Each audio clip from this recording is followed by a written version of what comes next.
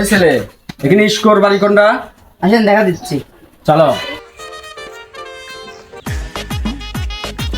ওটাই বাড়ি। ও আচ্ছা ঠিক আছে, তোমাকে অনেক ধন্যবাদ। বাসায় কেউ আছেন কে? স্যার এই যে আমি, কিছু বলবেন? মামুন কে? আমার ছোট ভাই হয়। আপনার ছোট ভাইয়ের নাম তো অরেন্ট হয়ে গেছে।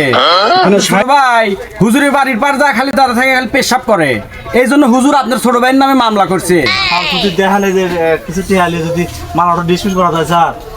হায় রে হায়, রোজা রমজানের দিন আপনি কি করতেছেন? তওবা আস্তাগফিরুল্লাহ।